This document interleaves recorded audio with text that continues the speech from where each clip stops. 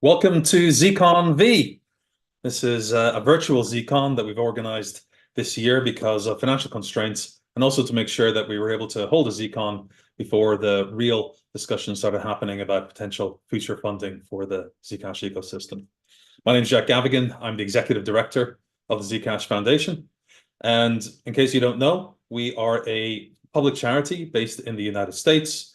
We build financial privacy infrastructure for the public good, and we primarily serve the users of the Zcash blockchain. We have a board which is majority appointed based on input from the Zcash community, and they consist of Amber Baldet, who has been involved in Zcash for a long time, who championed the use of zero-knowledge proofs at JP Morgan, and subsequently founded her own blockchain startup called Clover. Andrew Miller was one of the founders of the foundation, and he is a professor of computer science.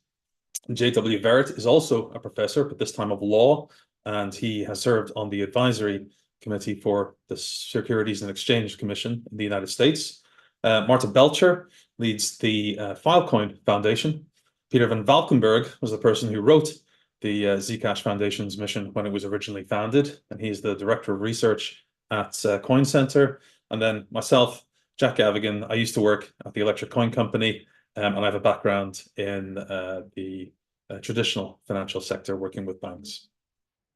One of the main things that we do, as well as the work that we do with regards to Zcash engineering and helping the Zcash community, is we steward the Zcash trademarks, and that stewardship is governed by a trademark agreement with the Electric Coin Company. So what do we do? Well, the most important thing I think we've done over the past few years is we have built Zebra. Zebra is a modern implementation of the Zcash protocol. It's built using Rust, which is a memory-safe language, and is a significant advance from the C++ code base that we inherited from Bitcoin originally. We believe that it represents a solid foundation, no pun intended, for the future of Zcash, and people have already started building upon it. It's a far more welcoming and easy code base to get to grips with than the original Zcash the implementation, and everybody that we're aware of is looking forward to building any future features or protocol improvements using Zebra. We've also developed Frost, or rather supported the research that led to Frost, and then created our own Rust implementation of the protocol, which will be customized for use by Zcash. And that is a threshold signature scheme that addresses key functionality that's required by shielded Zcash to address the multi-sig use case. And that will help improve the security of funds that are held by individuals and by organizations, and will also address the ability to create bridges across multiple blockchains. And then probably the most important thing that we do outside of the engineering is our community and ecosystem support activities. There we support the Zcash Community Grants Program. We administer the funds for that program, and we support the committee in their decision making and monitoring the grants that are made. We also provide our own grants, and over the past couple of years, we've funded research into programmability, privacy preserving programmability, as well as the privacy implications of moving to proof of stake. We've helped fund the My First Zcash initiative that you should check out if you're not aware of.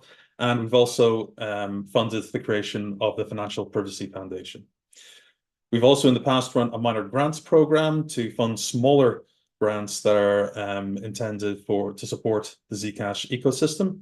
And we run this event, Zcon. We've run our Zcon Voices event in Brazil, and we support the community forums where a lot of the Zcash community come together to discuss the future of Zcash and its governance.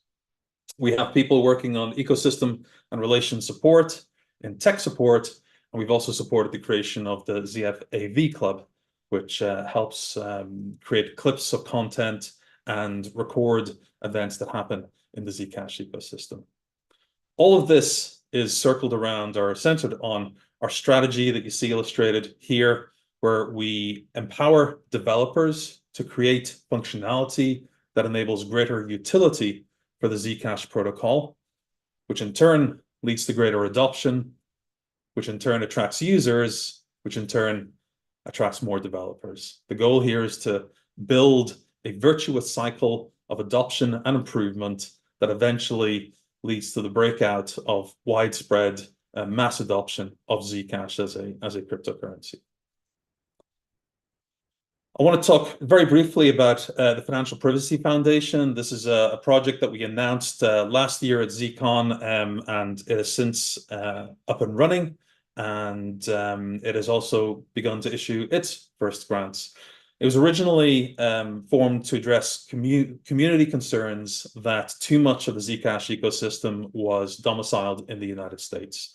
Both the Zcash Foundation, which includes Zcash Community Grants Program, and the Electric Coin Company are US-based entities, and with a increasingly controversial approach by US regulators to cryptocurrency and to privacy, especially, the community felt that it would be a good idea to try and establish an organization outside of the United States.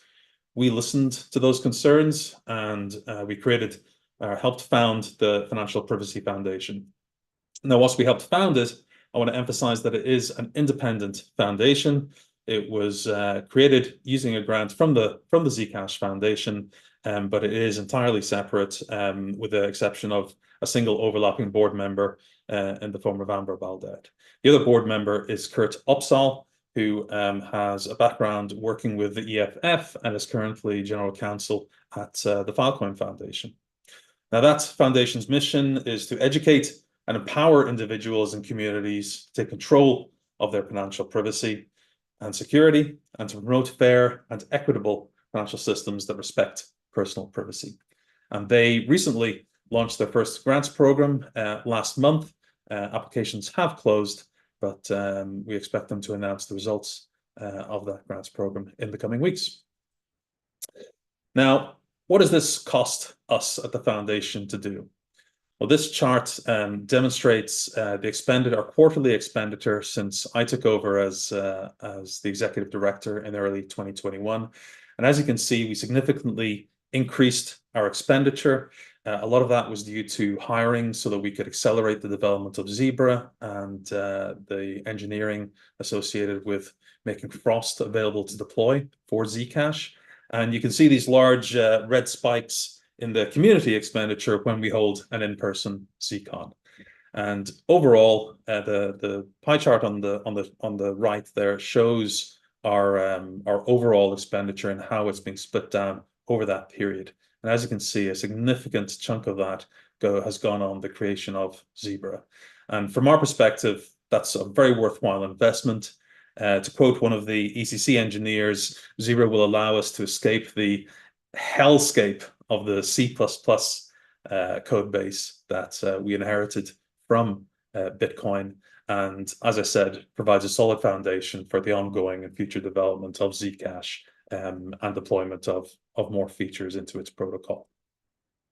The other big chunks that you can see here are especially the community, and like I said, Zcon is the in-person Zcon events are expensive to stage. We end up paying for the expenses of people, especially the speakers who travel there, and it's not cheap to put on that sort of in-person event. Our current finances, as we stand today, we have assets of just over $10 million, and that includes the expected amount that we're going to receive between now and the end of the dev fund. This year, we expect to spend just over $4 million. And next year, we expect to spend a little bit more than that, accounting for inflation and the costs of an in-person Zcon that we hope to hold in early 2025. Altogether, if we were to not change the money that we're spending and we were to keep going at our current rate, we would expect to run out of money in about 2 years' time. On the community grant side, we have thus far approved, or the committee has just far approved nearly $12.7 million worth of grants and paid out over $10 million for milestones that have been delivered. Currently, we have a treasury which includes both ZEC that we currently hold and that we expect to receive from the dev fund, as well as $560,000 worth of US dollar reserves for a total deployable at the moment of $4.23 million. Now, all of these numbers are obviously heavily dependent on the asset prices, and the price that I've used for ZEC is as of about an hour ago, I think $23.75. Now, to put that in context, along with the rest of the ecosystem, you can see here, we hold a little bit over 10 million, ZCG 4.2 million. ECC holds significantly more thanks to the success of its investments in Starkware and Agoric. And like I said, our runway is expected to last about 2 years. Based on the information that ECC has published, which is last updated in Q3 of last year, we would expect them to have a runway of a little over 4 years based on their expenditure during that quarter. Obviously, changes to expenditure, increases, decreases will change that runway, as will changes to the values of the assets that all these organizations hold. Now, the big topic that is currently in everybody's minds is, will there be another dev fund? The current dev fund will end later this year. Coincidentally, it's projected to end exactly 200 days from today. I just realized I've made some mistakes here with my bullets, but I want to highlight the foundation's position, which is that any new dev fund or extension to the current dev fund is entirely the community's decision, and the Zcash Foundation will support whatever the decision the Zcash community reaches. I want to emphasize that we have not made a recommendation to the community. We feel that it is inappropriate for an entity in our position to make a recommendation to try to steer the community in a specific direction. What we will do, however, is we will use the Zcash Community Advisory Panel to assess whether the community does want to either extend or create a new dev fund, and if so, what that should look like. And the first step that we took in that direction was to poll ZCAP back at the end of last year, and we asked them whether they would support the introduction of a new funding mechanism to replace the current dev fund when it expires, and the answer to that question was 80% in favor. Now, the main discussion around whether there should be a future dev fund is taking place on the community forums, and a number of proposals have been put forward by members of the Zcash community. Here's a quick summary of a few of them. As you can see, they consist of a range of possibilities, with percentage of issuance ranging from 15 to 23%. Some of them are relatively straightforward and simple splits of the funding that are static throughout the duration of the dev fund, whereas GGuy has proposed a more complex proposal where the organizations start off with an initial 30% each, and that declines over time with the balance being allocated to what he described as an unissued reserve.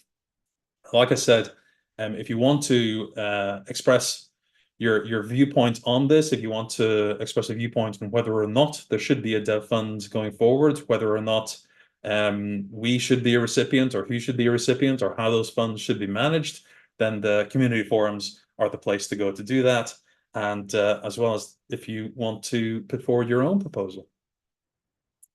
Now, next steps with regards to the dev fund are, first of all, you should tune in on Wednesday at 9 p.m. Here in UTC for a town hall event where we're going to discuss the potential future for the dev fund.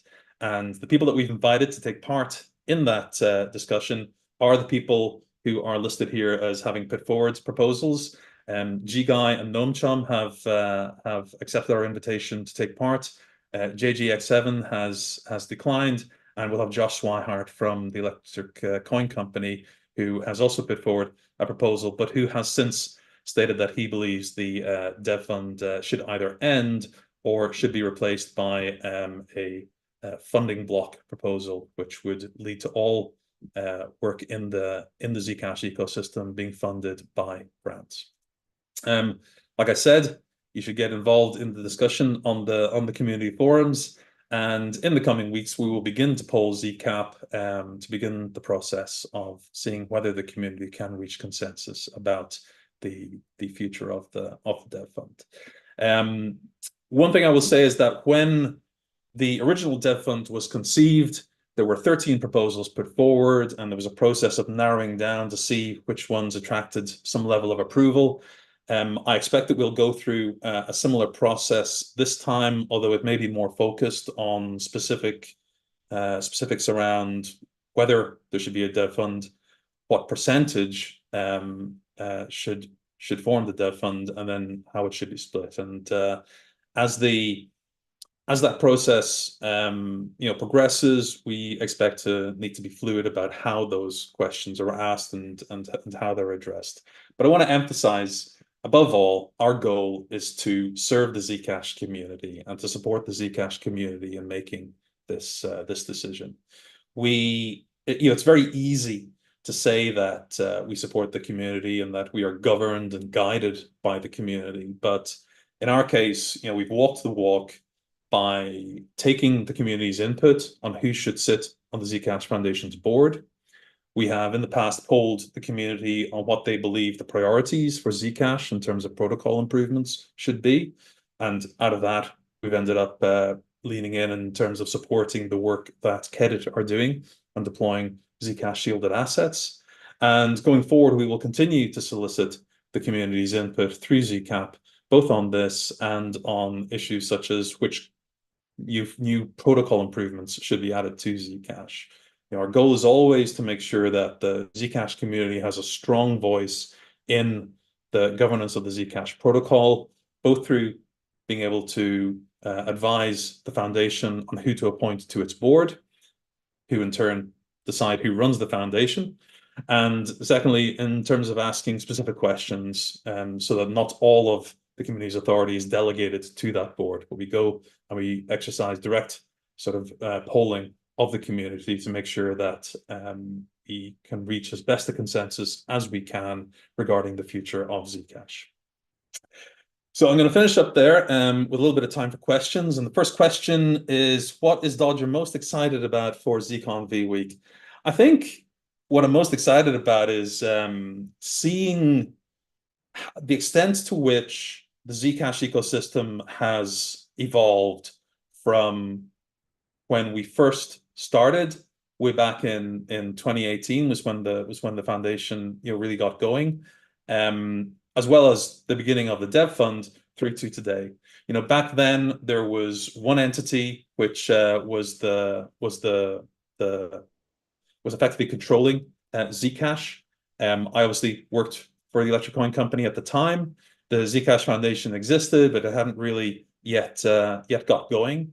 And that happened over the next few years. And then I arrived in early 2021, having with Josh Cincinnati, who got the foundation going along with Anthony, having left. And then we, at that point, we really decided to lean in on Zebra, Frost, and Community.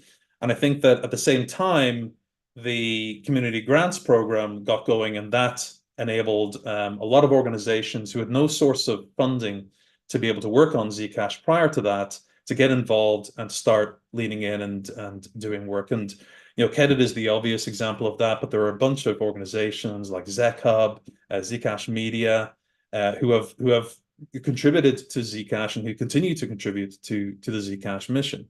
And I think it's really important that we recognize that this ecosystem is not just about ECC and ZF. There are an awful lot of people who have come together to form teams and organizations who contribute to Zcash and who want to be able to contribute to it in future. And I'm really looking forward to seeing a few of those teams and a few of those activities showcased over the coming week. Next question. If the runway is extended, what are the next projects coming up? Well, first of all, I should say that our priority will remain the core functionality of the foundation, which is to give a voice to the community in terms of making sure that decisions that affect Zcash incorporate input from the community, and also ensuring that we continue to support as best we can Zebra and the Frost technology and libraries and software that we're that we're looking to deploy for the benefit of the Zcash community. So, there's all of Zcash is based on, our core implementations. Zcash D, which was developed by the Electric Coin Company and which has served us incredibly well over the past few years, is set to be retired. So the Electric Coin Company has made it clear that they will no longer support any further future upgrades to that software. So that places all of the focus onto Zebra. And we need to make sure that we don't suffer from a situation of the tragedy of the commons where we decide that actually we're not going to support that anymore. We're going to let the community support it instead. So that's going to be a key area of focus for us. And we will continue to, as best as we can, help other teams build on Zebra, whether that's improving the software itself, whether it's working with ECC to replace the wallet functionality that we currently rely on in Zcash D, whether it's people like Shielded Labs who have come along and who want to build a sustainability fund, people like Kedit who are looking to add ZSAs, Zcash shielded assets to the Zcash protocol. I think a key function of a team that has created software like Zebra is to make sure that it's easy for other teams to come and contribute to and build upon that software. Now, with that said, some of the things that we have been kind of thinking about in terms of future development are detection keys to improve the light wallet user experience, and that's based on feedback from the wallet community. For example, Paul Pewey at Edge has said that he believes that detection keys are really important for cryptocurrencies like Zcash. We're also, looking very closely at programmability. Now, that's not something that we currently at the foundation have the skill set to deploy by ourselves. So the approach we've taken there is we've given a grant to a team that includes Yingtong Lai, who was formerly part of the Electric Coin Company team, and also Daniel Benarock, who was previously at Kedit. And we've asked them to look at the current situation with regards to shielded programmability, the solutions, the potential solutions that are out there, and to compare and contrast and to provide us with some guidance on where they believe the Zcash ecosystem should be looking towards if we want to build programmability into the Zcash protocol. I personally believe that programmability is essential if we expect Zcash to thrive in the long term.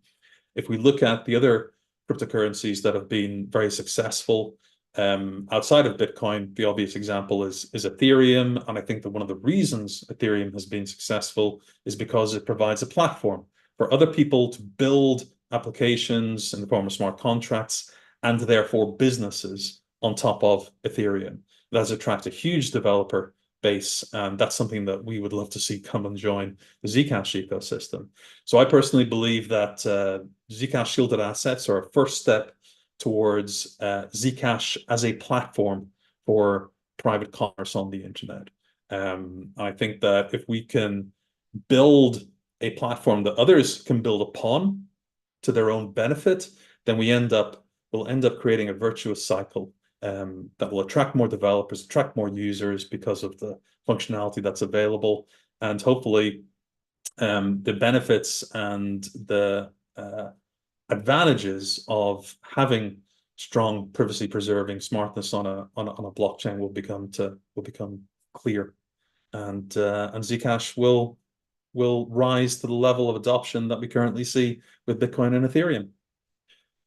So next and final question, because we are coming up on our time. You talked about a Zcash initiative in Brazil. Are you thinking of doing these anywhere else? So this is a great example where we, the foundation, supported a local team in Brazil to put on a conference. And we supported that with some funding and some logistical support. But the conference was really organized by the Zcash Brazil team. And that, I think, is an approach that served us well in that instance and will serve us well going forward. There are other examples where groups have come together in the Zcash ecosystem, or individuals have proposed something. The ZFAV Club, for example, is an initiative that was proposed by Ryan. Ryan's got a long record of working with Zcash. He was part of the ECC team back in the day, and now he's running the ZFAV Club. There are other organizations like ZCUB who are supported through the major grants program. But the commonality here is that instead of it being a top-down situation where we, the foundation, tell the community this is what's going to happen, or this is what you all should do, we provide an environment where members of the community can say, I'd like to do this. And then we look at how we can support them. Sometimes that might be through grants. Sometimes it's entirely community driven, in the sense that a group or an individual might apply for a minor grant from the foundation. If that gets approved by ZCAP, then they get the funding, and then that can potentially develop or grow into something that needs major grant funding from Zcash Community grants. But the key thing is that we can't drive the whole of the Zcash project, the whole of the Zcash mission.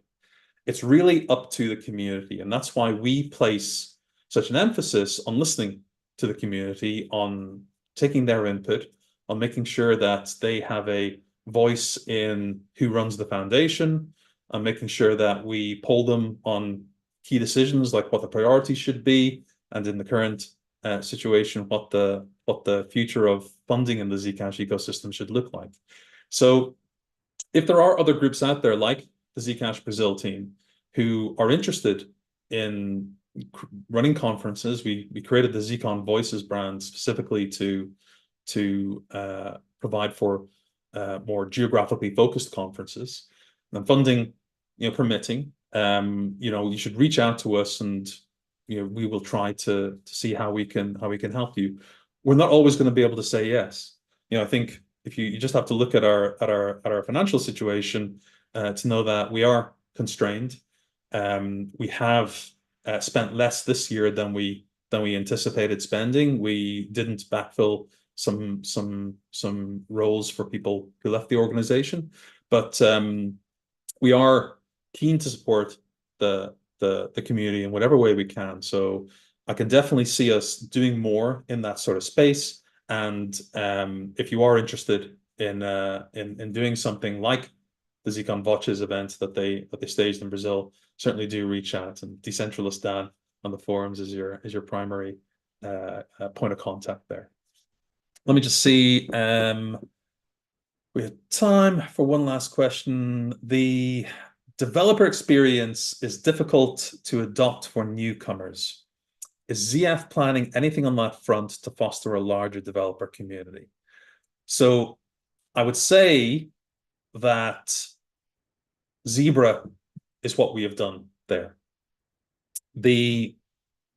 Before Zebra, I think it's safe to say that the experience for a developer coming in and trying to contribute to Zcash was very daunting.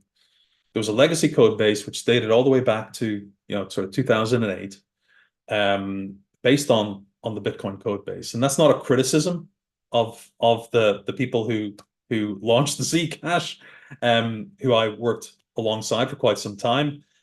Building on ZconV was absolutely the right decision, because it would have taken far too long to build from scratch. It would have been a really significant undertaking, and it would have meant that the launch of Zcash would have taken far longer. So building on ZconV was absolutely the right decision. But over time, that code base has begun to show its age. There's a fair amount of technical debt in there, and the decision by my predecessor here at the foundation, Josh Cincinnati, to build from scratch new implementation, I think was absolutely the right decision, and that's one that I leaned into when I took over at the foundation. Zebra is built in Rust, so it's a modern language. It is modular, so it's more accessible to get to grips with and to understand how it works. And hopefully, it's a lot easier. Certainly, the reports that we've had from people who have worked in both Zcash and in Zebra, for example, Kedit, their engineers far prefer working in Zebra. Now, if there is more that we can do, we'd love to hear your ideas. We have thought, brainstormed a little bit about having periodic open sessions where people can join a Zoom call with our developers or engineers and ask questions. I would also say that the Zcash R&D Discord is a great place to go if you want to get involved in development. And all of our engineers hang out. That's where the ECC and the ZF engineers collaborate and coordinate. And I want to emphasize as well that Zebra could not exist without the support and assistance of the ECC engineers, and it relies heavily on some libraries that have been built and maintained by the ECC engineers. So it's, to my mind, it's not so much a Zcash Foundation project as it is a Zcash ecosystem project that we just currently steward on behalf of the Zcash ecosystem. But if you have questions, Zcash R&D Discord is a great place to ask. You can also post them on the forum. And if you have ideas about how we can better support a developer community to begin contributing to Zcash, definitely post those to the forums as well. Well, we are over time, and I don't want to monopolize the entire of ZconV. You'll be hearing from a lot of great speakers over the course of the week, and get involved if you're watching this on YouTube. Get involved through the Whova app, where you can ask questions and communicate with other people who are attending ZconV.